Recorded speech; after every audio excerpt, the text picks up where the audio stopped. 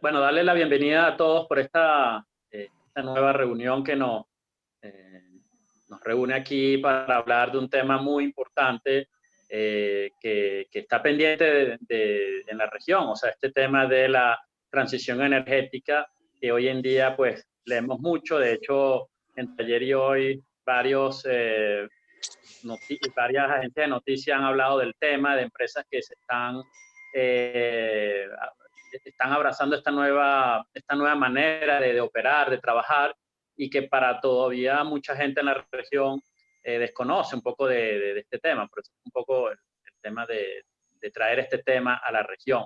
Y bueno, de una vez aprovecho de presentar a Andrés Guevara de la Vega. Él es vicepresidente de City Integrated Solution, MVP. Él está basado en Londres y antes de eso estuvo trabajando en la oficina de Project Management MVP. Y bueno, les leo un poco rápidamente. Ha trabajado por 15 años en MVP, ha estado en posiciones de supply and trading para América Latina, en Chicago. También ha trabajado en negocios del upstream de BP en Rusia, Asia Central. También ha trabajado estuvo basado en Río, trabajando en Business Development para Sudamérica, y también fue Country Manager en Uruguay. ¿Okay? En el 2016 vuelve a Londres para liderar el upstream gas. Como decimos por acá, al hidrógeno, que definitivamente configuran una situación de voluntad política muy clara para la transición energética. Y es por esto que te hemos invitado, porque creemos que esto ya no tiene, yo hasta el año, principios de año todavía lo veía muy lento, pero creo que estos tres eventos marcan algo fundamental. Dentro de este contexto, quisiera pues que nos hables cómo esto va a impactar a nuestra región, principalmente a América Latina. ¿Qué pasa con el hidrógeno? ¿Qué pasa con los proyectos exploratorios grandes de magnitud? Te hablo offshore Argentina, por ejemplo, offshore Brasil, offshore México. ¿Qué pasa con grandes desarrollos como Camisea o proyectos de desarrollo grandes como Margarita en Bolivia? ¿Y cuál es el rol del shale dentro de esto? Y también, ¿cuál es el rol del gas natural en esta transición energética y cómo nos impacta? Entonces, te dejo con eso, Andrés. Ojalá nos puedas ilustrar desde un punto de vista europeo y de trabajar en una major, y nos puedas ilustrar sobre este tema a todos los que nos oyen, y a mí en particular, y al grupo de Gas Energy también. Gracias.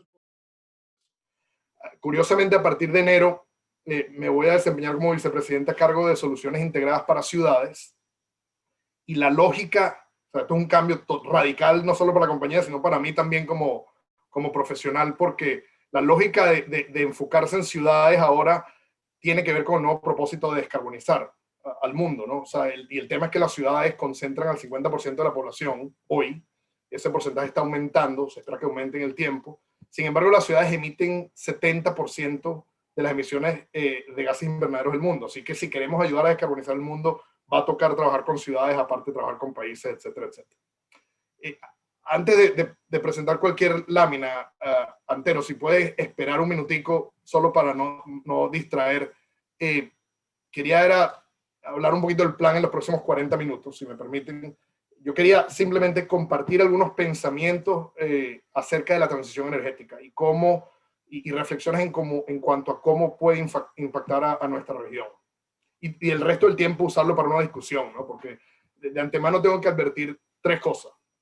Primero que nada, yo no tengo una bola de cristal, así que no esperen proyecciones detalladas, ni tampoco tengo todas las respuestas. El tema de la transición energética es sumamente complejo y nos va a tocar debatirlo y colaborar entre todos los sectores de la sociedad para resolver este problema global. Yo personalmente sí creo en el cambio climático, que es un fenómeno científico, real, y que requiere que tomemos acciones concretas para combatirlo y evitar sus consecuencias catastróficas para la humanidad. Obviamente, yo no estoy aquí para convencer a nadie de que eso es el caso, y respeto opiniones diferentes. Pero más allá de la ciencia, el tercer punto es que, y va un poco, digamos, en línea con lo que estaba mencionando Álvaro, desde mi perspectiva, la transición energética es indetenible. Y es sobre todo por una creciente voluntad popular que se está convirtiendo rápidamente en voluntad política. Y solamente por eso deberíamos prestarle atención si es que no creen en la parte, digamos, de cambio climático como tal. Porque nos va a impactar de una forma u otra en la región. Entonces, antes de entrar en las 5 láminas que tengo, yo quería empezar por definir lo que es net zero. Yo voy a hablar de net zero o cero neto y por qué es importante el tema este de net zero. Entonces, net zero se refiere básicamente a lograr un equilibrio entre la cantidad de emisiones de gases de efecto invernadero producidas y la cantidad eliminada de dichos gases que están en la atmósfera. O sea, hay 2 vías para lograrlo y funcionan en paralelo. La primera vía es reducir las emisiones actuales. O sea, si por ejemplo nosotros generamos emisiones por procesos de manufactura o por generación de energía, bueno, reducirlas. Y eso se puede reducir por varios mecanismos, cambio de combustibles, cambio de procesos, etcétera, etcétera. Pero también se pueden eliminar o capturar los gases de efecto invernadero que ya están en la atmósfera. Entonces, hay un tema tanto de reducir las emisiones actuales como de capturar y eliminar las emisiones que ya están, digamos, flotando en la atmósfera. Es interesante porque el tema de net zero es que un objetivo bruto en vez de neto significaría reducir todas las emisiones a cero. Un objetivo bruto, o gross, como sería en inglés. Y esto obviamente no es realista porque bueno, nuestra sociedad y nuestra economía está basada en que se generan emisiones por temas de proceso, por respiración, por agricultura, etcétera. Entonces, eso no es realista y por eso se habla de un objetivo net zero que reconoce que habrá emisiones, pero que es necesario compensarlas a través de sumideros naturales de carbono, como pueden ser los océanos y los bosques, pero también sumideros de carbono artificiales que pueden aumentar la eliminación de carbono, y ahí entran temas como por ejemplo lo que se llama Carbon Capture and Storage, CCS, que es la captura y almacenaje de CO2 bajo tierra, así también como tecnologías de captura directa del aire, ¿no? Entonces, obviamente, cuando las cantidades de emisiones de carbono producidas se cancele por la cantidad eliminada, el planeta será un emisor neto cero de emisiones. Cuanto más bajas sean las emisiones, más fácil va a ser llegar ahí. ¿Y por qué importa el tema de net zero? Bueno, importa porque en el 2018 el IPCC, que es el Intergovernmental Panel on Climate Change, definió que hay un presupuesto de carbono que si lo excedemos, el planeta se calentará por encima de 1,5 grados centígrados. Y un calentamiento por encima de 1,5 grados centígrados, tomando en cuenta que ya llevamos en promedio 1 grado por encima de la media, conllevará a consecuencias catastróficas para la humanidad, ¿no? O sea, aumento a nivel de los mares, de las aguas, etcétera, y bueno, todas las consecuencias de cambio climático que hemos estado viendo y escuchando. Ahora, para evitar que alcancemos tal nivel de calentamiento, es necesario reducir las emisiones. Y aquí es donde quiero mostrar el primer gráfico, si me puedes ayudar con eso, Ontero, porque cuando el reporte del IPCC lo que básicamente dice es que para evitar exceder 1,5 grados centígrados de calentamiento, hace falta llegar a net zero. Entonces, este gráfico, digamos, es el primer gráfico que quería utilizar para hablar de lo que es net zero y de lo que efectivamente es la transición energética. La transición energética es ese camino que va desde hoy hasta un mundo con emisiones más bajas, de nuevo, para evitar el calentamiento global.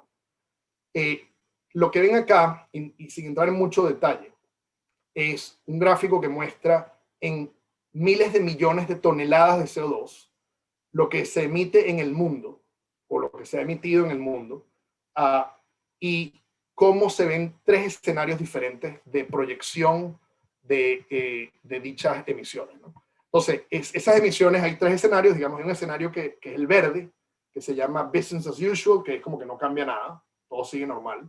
Inclusive en ese escenario se ve como hay se aplana el crecimiento y de hecho tiende a bajar, a reducirse, y es un tema simplemente por adopción de tecnologías que hacen que se emita menos. Sin embargo, ese nivel de emisiones sostenido no permite, digamos, frenar el calentamiento. Hay dos escenarios más, y estos son escenarios que maneja BP, que son públicos, por cierto, en el Energy Outlook, que son tanto el Rapid, que digamos es el camino medio, y el Net Zero, que es la curva azul, y en cualquiera de los dos casos caemos en un punto que según el reporte del IPCC se logra que la temperatura no aumente más de 2 grados centígrados. Que igual, para dejarlo claro, 2 grados centígrados causaría mucho daño. Pero digamos que por lo menos se reduce un aumento por encima de 2 grados centígrados. Y si se llega a Net Zero, se puede lograr estar por debajo de un aumento de 1,5 grados, como pueden ver ahí. Entonces, por eso, esa es la relevancia de Net Zero. Por eso Net Zero se está hablando tanto, porque es la forma para evitar ese calentamiento que el IPCC y obviamente la Cumbre de París, etcétera, ha advertido que sería un desastre para la humanidad. Y ese trayecto es lo que nos estamos refiriendo acá como la transición energética. Un proceso que va a durar, o sea, se estima que básicamente esta década haya cambios importantes en la dirección del mundo, que ya estamos viendo como Álvaro mencionó, y que nos llevan a una trayectoria en algún lugar en ese gráfico que ven en la pantalla. Entonces, independientemente del escenario de transición energética, hay tres implicaciones que vale la pena destacar, de esta transición energética. Si puedes ir, por favor, Antero, a la próxima lámina. Gracias. Entonces, en primer lugar, de las implicaciones, el primer punto es que el papel de los combustibles fósiles, entiéndase por combustibles fósiles, carbón, petróleo y gas natural, se espera que disminuya con el tiempo, cayendo de un 85% de cuota de la energía primaria a entre 65 y 20% de la energía primaria en el 2050, en cualquiera de los tres escenarios. Esto corresponde a una disminución de la demanda absoluta de combustible en los próximos 30 años y es algo que es totalmente inédito. O sea, porque lo que ha cambiado en la historia es la cuota de energía primaria que tienen los combustibles, pero nunca en la historia de la humanidad se ha dejado de consumir en términos absolutos algún tipo de energía. Siempre se consume más energía, de lo que sea, así sea carbón. Lo que esto sugiere, este cambio, es algo inédito, por lo que estaba mencionando antes. Entonces, como decía, en la historia moderna de la energía nunca había un declive sostenido en el consumo de cualquier combustible. Las cuotas de carbón y petróleo han disminuido con el tiempo, pero no sus niveles absolutos de consumo, ¿sí? Esto es un cambio con respecto a la historia, asumiendo que obviamente estos escenarios ocurren. El segundo punto importante de esta lámina es que el crecimiento de la energía primaria está dominado por las energías renovables. Y energías renovables en este caso estamos incluyendo eólica, solar, geotérmica y bioenergía. Estamos excluyendo hidroelectricidad. Así fue como lo definimos. La participación de las energías renovables en la energía primaria, en la matriz primaria de energía, aumenta de 5% en el 2018 a entre 20 y hasta 60% para el 2050 en los tres escenarios, ¿sí? Que es lo que pueden ver en el gráfico del medio que está en su pantalla. Y en tercer lugar, el crecimiento de la energía renovable se ve respaldado por el creciente papel de la electrificación que está ocurriendo en el mundo. Y con la proporción de electricidad en la demanda de energía final aumentando en los tres escenarios. Hay un fenómeno, como todos sabemos, de electrificación masivo, lo estamos viendo tanto para movilidad, donde cambiamos de vehículos de combustión interna a vehículos eléctricos, y eso está aumentando, sobre todo en países desarrollados, a una velocidad impresionante. Así también como está cambiando la electrificación para la generación de calor, en vez de otras fuentes de energía. Y no quiere decir que sea por un tema de eficiencia energética, sino por un tema de nuevo, responder al tema del calentamiento global y la transición energética. Entonces, las tres características de la demanda de energía aparente en los tres escenarios que se plantean acá es que hay un papel decreciente para los combustibles fósiles, como creo que no hay sorpresa al respecto. Hay un aumento de la participación de las energías renovables y eso está apoyando una creciente electrificación del sistema energético mundial. Entonces, esto es uno de los cambios importantes de esta transición energética. Si vamos a la próxima lámina, como consecuencia, ¿no? Estamos viendo que los sistemas energéticos van a cambiar, o sea, ya están cambiando. Y yo quiero destacar en este gráfico algunas características genéricas de cómo el sistema energético podría evolucionar. Sí y cuando haya una transición, digamos, fundamental a un sistema energético bajo en carbono. Como pueden ver en el gráfico, este gráfico comienza en 1900. Y el punto de ir tan atrás, digamos, es destacar cómo durante gran parte de la historia moderna el sistema energético ha tendido a estar dominado por una sola fuente de energía. Si tú ves la primera mitad del siglo anterior, el carbón, que es la línea como negro o gris oscuro, el carbón proveyó la mayoría de la energía del mundo. A medida que la importancia del carbón disminuye, el petróleo, que se muestra aquí en verde, se convirtió en la fuente de energía predominante. Como pueden ver, alrededor de 1960 está el punto de cruce entre carbón y el petróleo alcanza su pico en el año 75 o en los años 70, con casi 50% de la energía primaria. Sin embargo, cuando vemos hacia el futuro, y ya lo estamos viendo en el presente, de hecho, por el contrario, la transición energética significa que durante gran parte de los próximos 20 años, la mezcla energética mundial está siendo mucho más diversificada de lo que se había visto antes, con una mezcla de petróleo, renovables, otros combustibles no fósiles y carbón, todos proporcionando energía al mundo, pero sin digamos, una energía que domine claramente la matriz, como ha ocurrido, digamos, en el siglo XX. Esta combinación de combustibles más diversificada, obviamente, también lo que hace es que requiere o va a aumentar la necesidad de integración entre las diferentes fuentes de energía, y tanto la fuente de energía como los portadores de energía. Y con portadores de energía me refiero al hidrógeno, por ejemplo, que ya hablaremos del hidrógeno en un momento. Estos portadores de energía, por cierto, son más costosos e ineficientes para transportar, digamos, energía que los hidrocarburos tradicionales, y eso causa eso va a causar también que los mercados de energías se vuelvan más localizados, más distribuidos, menos concentrados. Y ya hablaré un poco más de eso.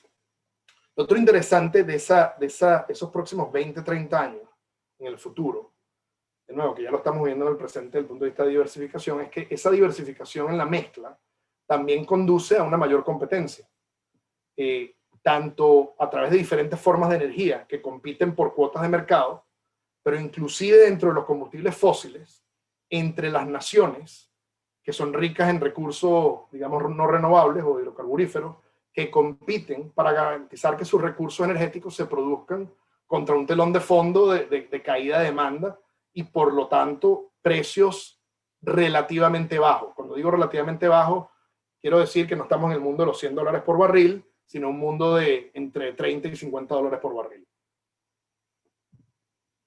Ahora, específicamente en el tema de hidrocarburos, que digamos que nos es tan relevante en la región, bueno, obviamente, y esto va un poco a tu pregunta, Álvaro, al principio, los hidrocarburos más competitivos, y quiero definir competitivos desde dos perspectivas, tanto en costo de producción como en cuanto a huella de carbono, ¿sí? Tendrán mayor probabilidad o chance de éxito de ser desarrollados y producidos. Entonces, voy a usar un par de ejemplos.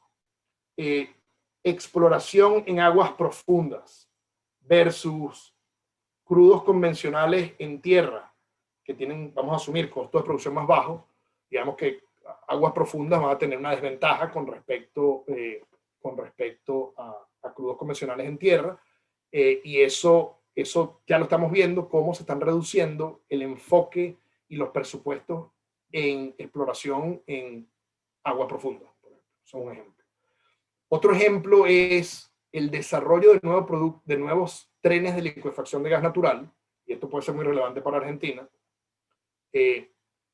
Los trenes de licuefacción, como sabemos, son, digamos, equipos que consumen muchísima energía por los compresores, etcétera, requeridos.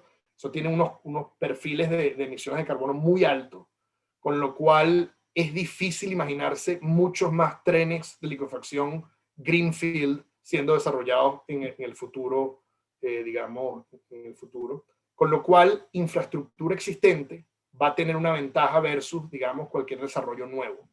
Y esto lo estamos viendo en varias partes del mundo. Entonces, esas son algunas consecuencias de esto. Ahora, volviendo a la idea anterior, ¿no? que hay mayor diversificación de energía y por lo tanto mayor competencia, lo interesante es que esta mayor competencia que hay por energías primarias aumenta el poder de negociación de los consumidores. Con lo cual se podría esperar que las rentas económicas se alejen de los productores aguas arriba y se desplacen más hacia el consumidor o cerca del consumidor, digamos, aguas abajo. O sea que el valor de tener al cliente puede que sea mayor que del valor que tener el recurso natural o el recurso energético primario. Entonces las rentas se están desplazando de aguas abajo, aguas arriba, aguas abajo, perdón. Entonces, solo como para, digamos, cerrar con esta lámina y para repetir algunos puntos importantes. El tiempo preciso y obviamente el alcance de estos cambios variarán en diferentes escenarios y diferentes regiones. Pero una transición a un sistema de energía con bajo contenido de carbono, sí y cuando ocurra, parece probable que se va a caracterizar al menos con las siguientes características que dijimos. Una combinación de combustibles mucho más diversificada, impulsada por elección del consumidor y apoyada por el aumento de niveles de integración entre los combustibles, todos siendo mucho más integrados. Y ahorita muestro un ejemplo. Mercados energéticos cada vez más localizados y distribuidos en vez de concentrados. Y ahorita, de nuevo, en el ejemplo les compartiré cómo se puede visualizar eso. Y una creciente competencia que hace que las rentas económicas se alejen de aguas arriba y vayan a aguas abajo. Es un poco, digamos, el resumen de cómo estamos viendo ese cambio en la estructura de los sistemas de energía. Antero, si puedes pasar a la próxima lámina, por favor. Gracias. Entonces, ¿cómo podría visualizarse un sistema energético en el futuro? Y cuando digo el futuro, no estoy hablando del año 2100 o 2050, estoy hablando tan cerca como por ejemplo el 2025 o 2030. Entonces, como pueden ver en este gráfico, es un sistema que parece ser mucho más integrado y diversificado, con fuentes de energía localizadas, ¿no? Y obviamente intrínsecamente más bajo en emisiones de carbono. Vamos a ver los diferentes elementos que lo conforman. Entonces, empezando la parte de arriba, obviamente están toda la parte de energías renovables, tanto solar como eólica. Y eso se convierte bien sea en electricidad, que va directo al consumidor final, o insumo que puede ir a la producción de hidrógeno. Ahí ven una cajita que dice electrólisis de agua, donde obviamente por el proceso de electrólisis se puede producir hidrógeno y oxígeno. Mucha de la electricidad, de la energía renovable, se espera que se utilice para producir hidrógeno. Hidrógeno que se llama hidrógeno verde, que es el hidrógeno que se produce por electrólisis utilizando electricidad renovable. Ya vamos a hablar del hidrógeno en un segundo. Gas natural también aparece a la izquierda. Y volviendo a tu pregunta, Álvaro, el rol de gas natural en un futuro descarbonizado sigue teniendo relevancia. Y es una fuente de energía tanto para generación eléctrica, sobre todo flexible, una fuente obviamente de calor que usa la industria, sobre todo cuando necesitas calor de alto nivel o alto grado. Y por último, para también producir hidrógeno, porque el hidrógeno se está visualizando la producción de hidrógeno, bien sea por electrólisis a través del hidrógeno verde o hidrógeno, lo que se llama azul, que es el hidrógeno que se produce por el proceso de reformar metano, que se conoce mucho porque se usa mucho en la industria de refinación, donde se separa el carbono del hidrógeno y ese hidrógeno, digamos, se puede utilizar como un portador de energía.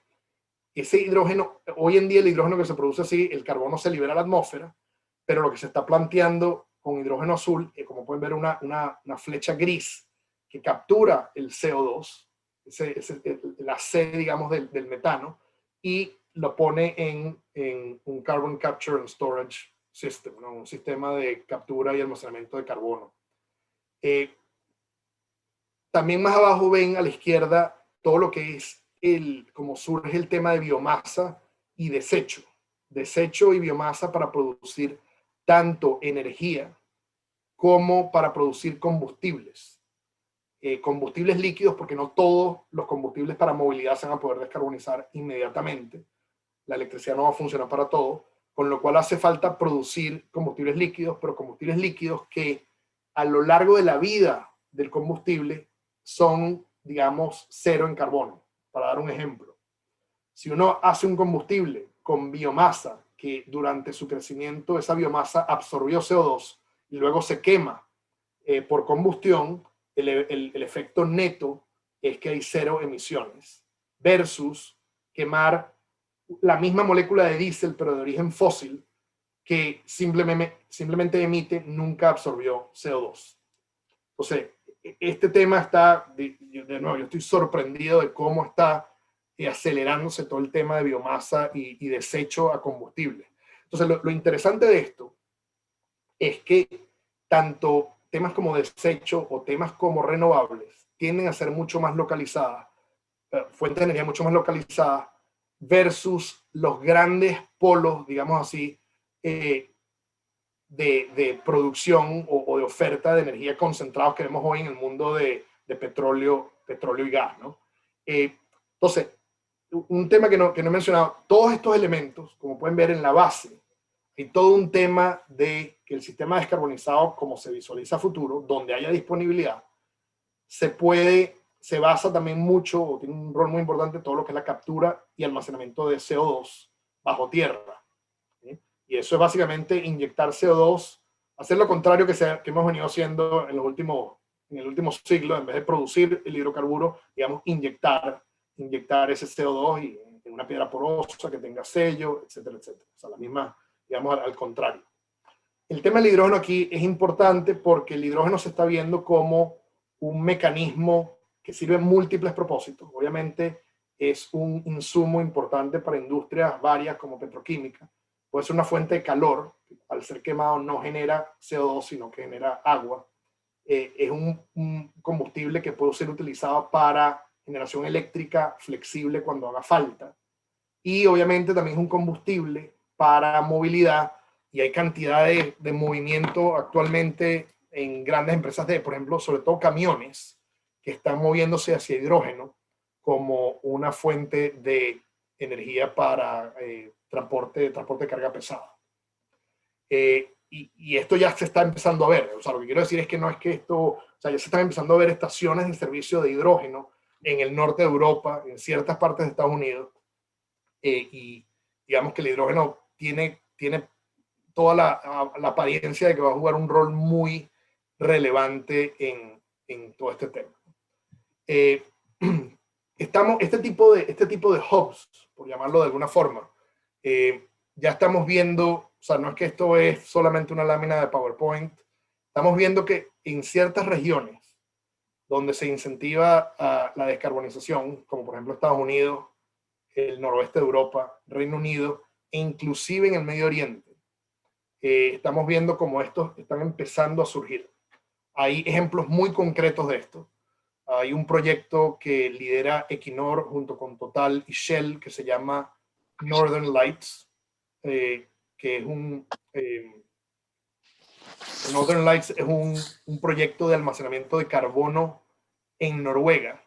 Y escuchen esta, va a transportar el dióxido de carbono licuado desde el continente, Alemania, Holanda, etcétera, a este lugar en la costa afuera noruega. Ese proyecto acaba de ser aprobado por el gobierno noruego. Creo que fue la semana pasada.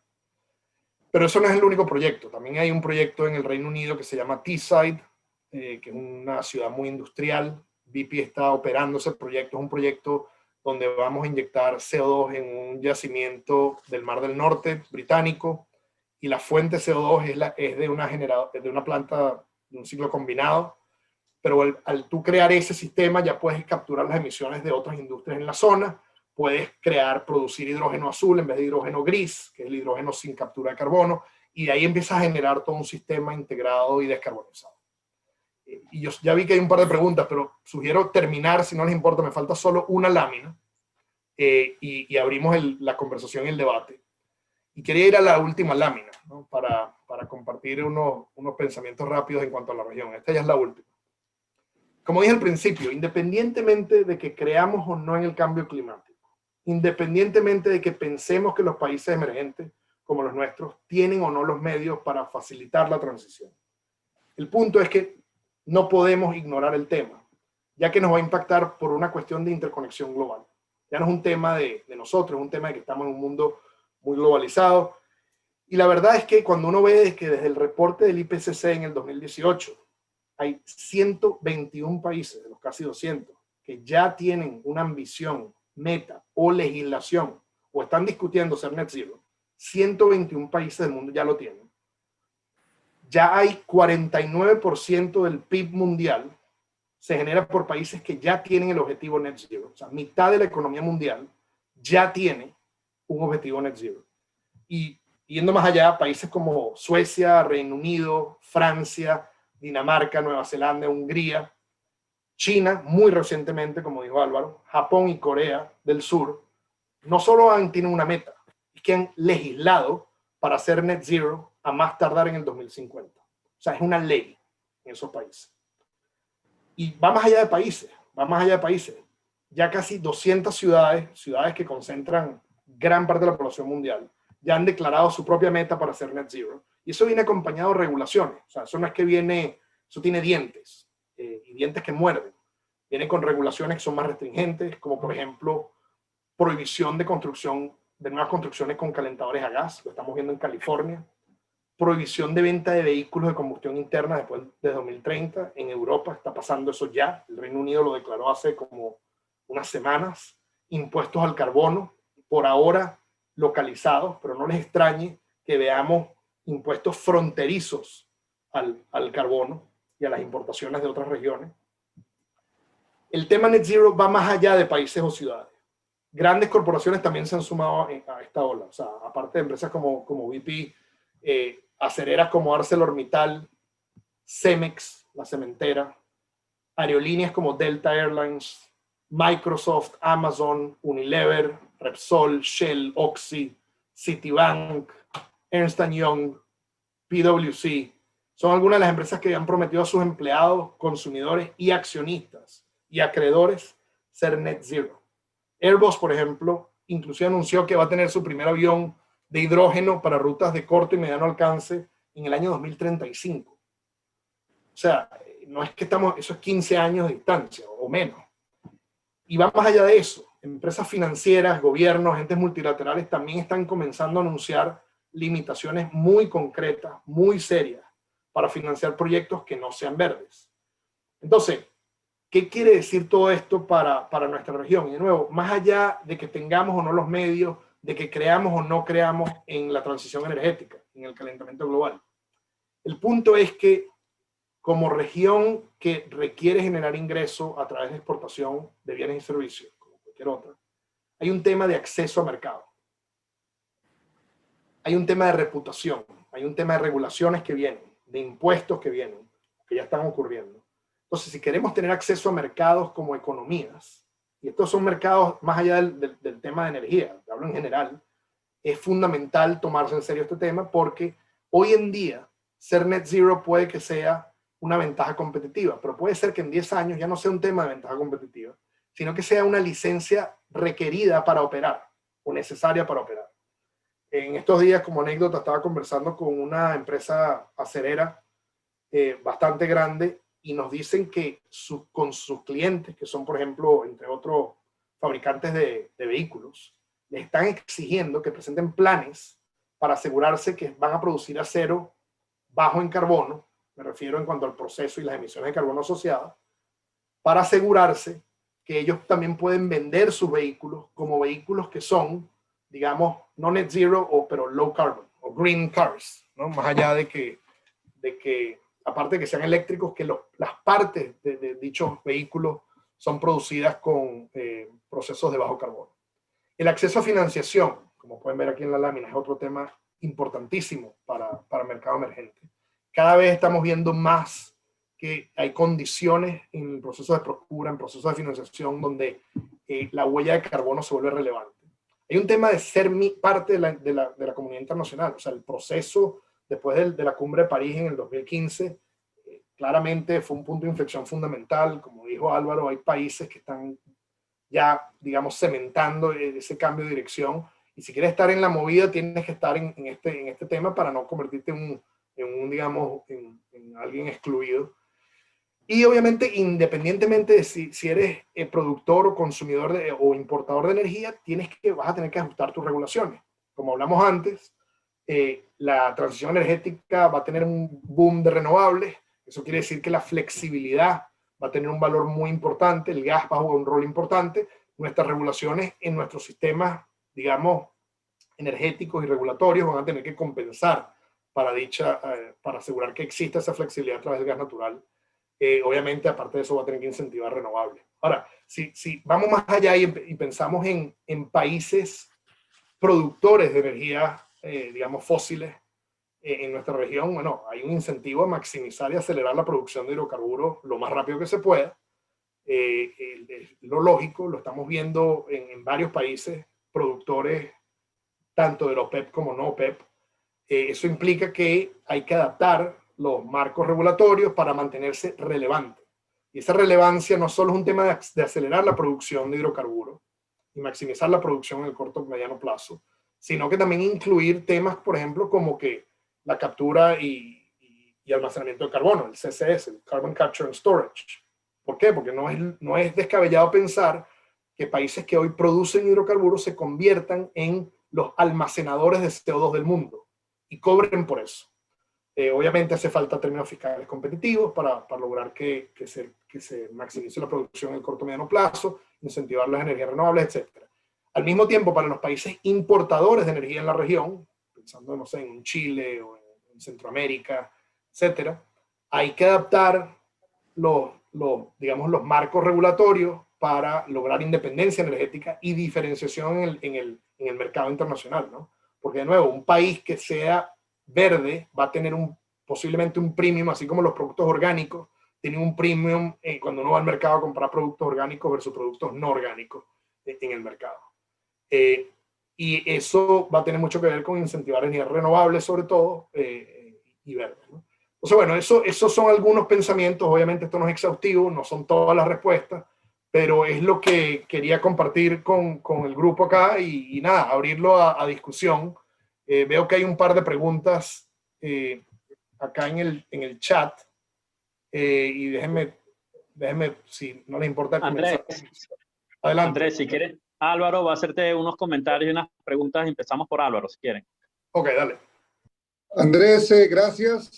Realmente, bueno, nos vas abriendo más los ojos porque nosotros ya este año, diríamos, mirábamos esto como un proceso, pero como te digo, ya viendo la declaración net cero de China, viendo la entrada de los demócratas en particular y viendo en julio, creo fue, el push del hidrógeno, no le vemos vuelta a este tema. O sea, ya es una voluntad política porque los constituyentes así lo piden, ¿no?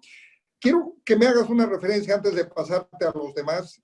¿Cómo impacta esto en la producción o en las empresas petroleras que están buscando petróleo en nuestra región? Ese es un tema para nosotros que tú lo ves de más arriba porque estás con estas empresas, eres parte de una. Y quisiera, y con eso yo voy a darle ya la participación a los que nos escuchan, ¿sí? Adelante, por favor, Andrés.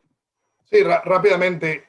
A ver, hay todavía una clara división entre empresas petroleras europeas y norteamericanas, con la excepción de Oxy en Estados Unidos, pero hay una clara división de empresas europeas están siendo mucho más proactivas en el tema versus las norteamericanas.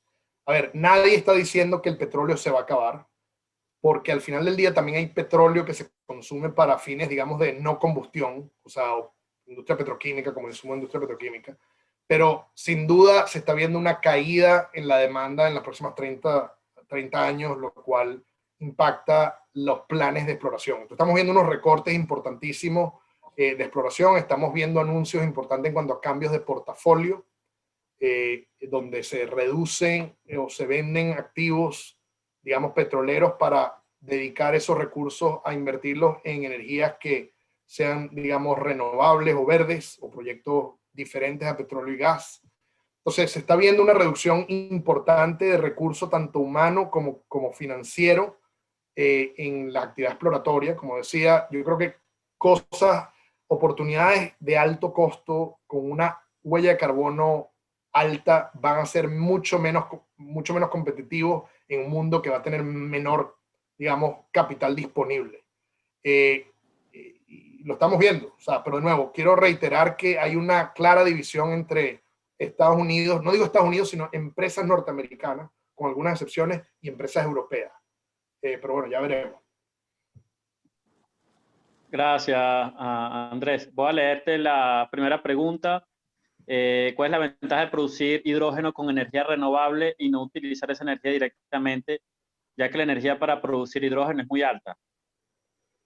Sí, correcto. Y ahí el tema es que el hidrógeno, imagínense por un momento, o sea, es tremendamente ineficiente producir hidrógeno de energía renovable. Sin embargo, cuando la energía renovable no está disponible, hay que almacenar energía de alguna forma. Entonces, se piensa que el hidrógeno puede ser un vector para aportar esa energía y almacenarla. Por ejemplo, en cavernas de sal, como se almacena hoy, el hidrógeno o inclusive el gas natural. Y cuando está soplando pero no hay demanda, o cuando hay sol pero no hay demanda, se genera hidrógeno verde, se almacena y se utiliza en las horas en que sí hace falta energía y no hay suficiente energía renovable disponible, bien sea por que no hay viento o por la hora o por un pico de demanda. Entonces, hay un tema de que el hidrógeno verde, sobre todo, se puede utilizar como fuente para almacenar energía. O sea, como una gran batería que va más allá del efecto o el uso que tiene una batería eléctrica que es más de corto plazo. El hidrógeno puede ser almacenado por más tiempo y entonces puede resolver problemas de intermitencia de mayor duración. Entonces, eso es una de las cosas que se está viendo. Lo interesante es que también se está viendo, por ejemplo, en países europeos que tienen sistemas de calefacción centralizadas o por distrito, que tú ya no tienes que depender de un gran campo de producción de gas natural en el Mar del Norte. Tú puedes producir tu hidrógeno verde en tu comunidad o en tu zona geográfica a través de nuevo, renovables. Lo puedes almacenar, bien sea comprimido o licuado. Cuesta mucho, pero con los incentivos correctos se puede hacer. Y hace que, de nuevo, descentralices mucho más el sistema energético. Y bueno, hacia allá parece que estamos yendo. Próximo, Antero. Gracias, Andrés. Te leo la próxima. Hay varias preguntas. Sí, estoy viendo la de la presión. La de la presión, la respuesta honesta es que no lo sé. No sé exactamente la presión. El punto es que, bueno, aquí entran los fuel cells, ¿no? Porque ahí es donde ese hidrógeno se va a convertir en electricidad para obviamente mover, pero la respuesta es que no lo sé. Okay. Aquí hay otra pregunta. ¿Podrías comentar sobre el plan europeo de convertir los gasoductos en hidroductos? ¿Y cómo ves esa iniciativa aquí en América Latina? Sí, eso te digo, ya lo estamos viendo ya pilotos donde la red de distribución de gas natural en países como Holanda y el Reino Unido se está comenzando a implementar pruebas de mezcla. Se mezcla un porcentaje hasta 20% de hidrógeno en la mezcla de gas natural y así ya reduces la huella de carbono. Y se están haciendo estudios en todas esas partes, tanto Europa como, sobre todo en Europa, para ver qué redes, tanto de distribución como transmisión, pueden ser convertidas, pero hay unas expectativas de que buena parte reutilizar. Otra pregunta. Muchos países cobran impuestos altos a los combustibles fósiles y así financian su presupuesto. ¿qué pasará cuando no se consuman tanto y los países requieren equilibrar sus ingresos? ¿Se aplicarán impuestos altos también a energías renovables que hoy no pagan? Gustavo Sí, Navarro. interesante. O sea, la respuesta, no sé, pero mira lo que estoy viendo. Yo creo que la capacidad de cobrar impuestos no tiene límite. Entonces, tú puedes cobrar más impuestos todavía a los fósiles para con eso financiar digamos, todo este tema de la transición energética que cuesta mucho dinero. Lo otro que se está hablando mucho son impuestos al carbono. Así como ustedes saben las etiquetas que tienen los alimentos que dicen cuántas calorías, cuánta grasa, cuánta sal tienen. Imagínense que todos los productos que entran a ciertas economías desarrolladas que están avanzando en la transición energética exijan que digan cuánto es el CO2 que se consumió para producir flores de Colombia o frutos de Chile o cobre de Chile o carne de Argentina que se exporta al mundo. Bueno, ahora se está hablando de impuestos al carbono emitido para los productos. Entonces, por eso es que esto es muy relevante para la región, más allá del tema energético, porque es un tema de competitividad como exportador de productos. Entonces, por un lado o por el otro nos van a, digamos, nos van a cobrar los impuestos porque esto lo vamos a pagar todos de alguna forma u otra. Y últimamente lo que puede haber es lo que se está viendo, por ejemplo, que se anunció ya en algunos países europeos, que prohíben la venta de vehículos, por ejemplo, fósiles. Ya ese es no te queda más que comprar el carro eléctrico. Y bueno, eso, así que yo no veo límites para los impuestos, lamentablemente. Claro. Bueno, ya estamos por terminar. Normalmente el Hella Talk, el formato es de 40 minutos, estamos en 50. Álvaro, no sé si tú quieres dar un comentario final de cierre. Antero, yo tenía una pregunta, lo que pasa es que no sé por qué razón no puedo enviarla, pues, pero si la puedo hacer. Bueno, por favor. Adelante, sí. Andrés, vi tu gráfico de energía del futuro, ¿no? Y me di cuenta que no aparece la transformación del CO2 capturado, ¿no? El CO2 se puede transformar en otros productos, gas de síntesis, puede ser combustible, pueden ser polímeros, pueden ser otros en la industria petroquímica que como visión yo creo que una vez que sobrepase el umbral tecnológico de resolver el problema de su transformación, va a ser una opción muy lógica porque, por ejemplo, en el caso de exploración y producción, se ve, bueno, el almacenamiento como la vía lógica, ¿verdad? Pero al final del día, tú lo que estás enviando el CO2 licuado, en este caso, el ejemplo de Noruega, probaron ayer, a depositarlo. Eso tiene un costo también importante y además de eso depende de la porosidad del sitio donde almacenes, en fin.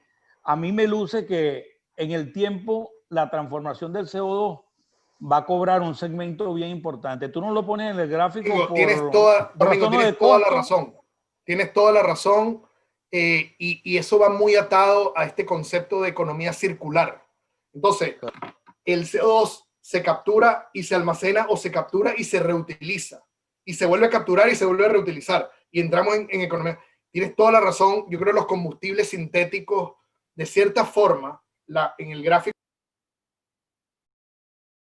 de cierta forma, en el sistema futuro de energía, cuando hablamos de biomasa y desecho, ahí podríamos incluir CO2 capturado. Tienes absolutamente toda la razón y se combina con hidrógeno para crear cadenas más complejas que los puedes usar como diésel, jet fuel, nafta, etc. Bueno, si alguien más quiere, gracias. Andrés, no sé cuánto tiempo más dispones, pero si alguien más quiere usar la palabra muy brevemente y hacerle una pregunta, todo depende de Andrés. Encantado de seguir la discusión. Y de nuevo, sí, no tengo la respuesta, puedo hacer una pregunta, Francesco Serratti de Bolivia. Una implicación de los planes de transición energética es que los países que viven de las regalías, de las rentas petroleras, van a quedar sin ingresos o con los ingresos muy disminuidos. Sabemos que estos ingresos o este modelo de desarrollo que normalmente se llama rentismo está ligado también a ideología, manera de ver el desarrollo que son populistas.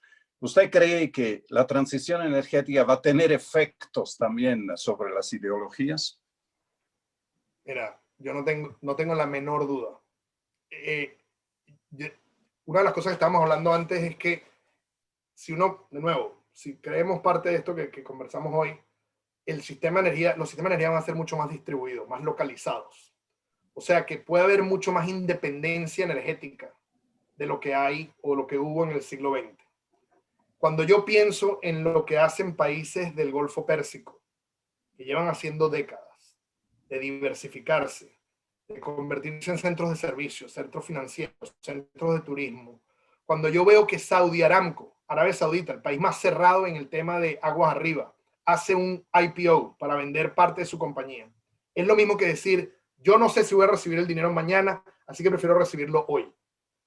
Y ese dinero invertirlo en cosas que me permitan generar ingreso para mantenerme en el poder, porque si no, voy a perder el poder, ¿no? Me refiero a la familia real en el caso de Arabia Saudita, me refiero a las familias reales en el caso de los Emiratos, y yo eso lo veo muy claro. Yo creo que esto va a venir con unas implicaciones geopolíticas gigantescas, y yo creo que va a desestabilizar mucho al mundo, sobre todo países productores que no están viendo que esto viene y no diversifican sus economías de forma efectiva.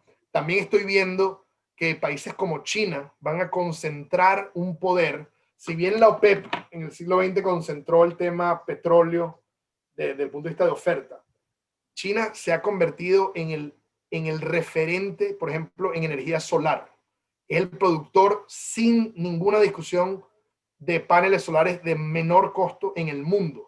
Entonces, si alguien quiere paneles solares de bajo costo, van a estar centralizados en China. China va a tiene eso controlado y centralizado. Entonces, es interesante cómo el balance geopolítico cambia, cómo hay países que se están dando cuenta que esto hay que cambiar y evolucionar rápido, porque si no, sus regímenes y sus sistemas políticos están en riesgo, y otros que ni se enteran, y bueno, sufrirán del caos en los próximos, digamos, 20, 30 años. Pero, Francesco, veo un cambio, o sea, veo muchas consecuencias por esto, por la naturaleza y las características. Andrés, yo, Sí. Álvaro, si me permite una pregunta. Viene Michelle. Gracias, disculpen, rápidamente. Es que hoy compré la prensa y leo algo, ¿no? Yo estoy aquí en España, ¿no? El gobierno carga a todas las empresas energéticas el coste de los renovables. Esto se lo van a cargar al consumidor a la larga, porque las empresas no van a financiar ellos directamente. Eso, ¿no? Ese es un punto, ¿no? Segundo punto, y lo vimos en el Financial Times, un artículo de la guerra de ciertos directores sobre la política de Shell en la parte de renovables y no. ¿Ok? Y la otra pregunta es el COVID. El COVID va a hacer, aparentemente hay corrientes que dicen que esto va a acelerar el cambio a la nueva energía, pero esto también involucra un costo, digamos, social, con lo que acabo de leer en el periódico, de financiamiento. Entonces mi pregunta concreta es, ¿realmente los estados, la Comunidad Europea, que es el primer actor, va a estar preparada para asumir todos esos costos de una transición? Y el sector privado manufacturero, porque el hidrógeno es aplicable en ciertas cosas. Yo no veo que la economía está lista para consumir ese hidrógeno, en este caso, ¿no? Michelle, a ver, mencionaste el artículo de Financial Times del tema del debate en Shell. Yo creo que en Shell, y lo mismo pasa en BP y pasa en muchas empresas de energía, el debate no es tanto si la transición energética va a ocurrir o no, es la velocidad o la pendiente a la cual ocurre. Entonces hay mucho debate, y yo lo estoy viviendo en mi empresa todos los días. Hay un debate fuerte de cuándo dejamos de producir petróleo versus cambiarnos a renovables, y esa velocidad de transición. Entonces eso está ocurriendo en todas partes, porque nadie sabe cuál es el punto, digamos, óptimo ni exacto, porque estamos en un terreno totalmente nuevo. Mencionaste el tema de que las energías renovables se pasan al costo de las empresas productoras y últimamente a los consumidores. Es que al final del día, al final del día, todo esto lo vamos a pagar nosotros los consumidores, de una manera u otra. Lo vamos a pagar o en nuestra tarifa de energía o en nuestros impuestos, pero lo vamos a pagar de una forma u otra. El tema es que el costo de no hacer nada, y no estamos hablando en 100 años, sino un tema, se cree que es mucho más alto o muchísimo más alto que pagar ese precio, digamos, socializado, distribuido. Y hay un modelo muy interesante que ocurrió en el Reino Unido, que hoy en día tiene una capacidad de generación eólica la más grande del mundo. Es que el modelo como funcionó es que ellos, al principio, cuando la eólica no era competitiva, daban un contrato que se llama Contract for Difference, o CFD. Y le decían al productor, mira, te voy a pagar 100 pounds por megavatio hora, que era por encima del precio de mercado. Y eso incentivaba y llegó a un punto que ya ahora la eólica es competitiva. Pero en su momento no lo era. Ese precio de 100 pounds por libras por megavatio hora se distribuía en la cuenta eléctrica de los 65 millones de habitantes del Reino Unido. Al final yo no me enteraba, porque era que si 1 o 2 libras más. Pero el punto es que con eso lo incentivaron. Y así se está incentivando el proyecto de Carbon Capture and Storage en esta ciudad que se llama Teesside. El proyecto se llama Net Zero Teesside, por si lo quieren buscar. Ahorita se los voy a escribir. Y es a través de eso, la socialización y la distribución del costo entre muchos. Y Europa lo tiene muy claro. Europa yo creo que tiene muy claro que esto es un costo y lo van a tener que asumir los ciudadanos europeos y los ciudadanos del mundo, porque de nuevo le van a poner impuestos a las importaciones que vengan con alto carbono. Y el que no, como decimos en Venezuela, o sea, o corres o te encaramas, porque si no te quedas por fuera. Gracias. Andrés, una pregunta mía muy puntual. Está aquí don Gustavo Navarro. Si tú crees que la faja del Orinoco se va a desarrollar, o tú, es una pregunta personal, o tú construirías una refinería como la que está construyendo Petroperú o la que quiere hacer AMLO en este momento de transición. Pregunta muy puntual. O sea, yo personalmente veo que la tendencia con refinerías es que se están cerrando. Hay una clara señal de operadores privados cerrando o reduciendo capacidad de refinación. En cuanto a la faja, bueno, como venezolano me parte el alma pensar que tuvimos la oportunidad de maximizar esa producción y lo veo muy complicado. El estado de la industria en Venezuela es terrible, es una cosa trágica. Yo personalmente me cuesta, sobre todo después de lo que hizo China, de declararse net zero en el 2060, me cuesta mucho imaginar nuevos proyectos de la faja ocurriendo, porque la huella de carbono tiende a ser más alta que el crudo convencional que tenemos en Venezuela, por ejemplo, que va a ser, digamos, de menor costo y de menor huella de carbono, sobre todo cuando le sumas no solo producción en frío, que obviamente es baja la huella de carbono, pero todo el tema del transporte y todo el tema del mejoramiento del crudo extrapesado, que le dispara su huella de carbono. Y lo mismo, por cierto, pasa con el gas natural licuado. No es un problema solamente de crudos extrapesados. Pero lamentablemente mi visión es que la faja, con suerte, los 4 proyectos que han venido operando desde la apertura en los 90 se pueden rescatar, pero no veo mayor crecimiento y se va a quedar bajo tierra. Oye, Andrés, muchísimas gracias. Ya estamos sobre la hora. El formato siempre ha sido más o menos este tiempo. Quiero agradecerte un montón esta invitación. Primera vez que en un Gela Talk tenemos un invitado. Creo que vamos a también a ir hacia una transición de esta. Has sido el primer invitado y creo que has estado muy a la altura por los comentarios, sobre todo por un tema de que tú estás en un sitio donde estás viendo cosas que quizás nosotros no. Y bueno, los que estamos en Venezuela, esto nos parece volver a ir al futuro, ¿no? Cuando aquí todavía hay unos problemas de si usamos leña o no. Entonces, te quiero agradecer un montón y bueno, seguiremos haciendo eventos de este tipo un poco para divulgar, educar y debatir estos temas tan interesantes que son pues muy importantes para la región. Les quiero agradecer un montón a todos los asistentes y de nuevo, Andrés, gracias por venir. Gracias a todos, encantado de verlos y seguimos en la conversación, en la discusión. Muchas gracias.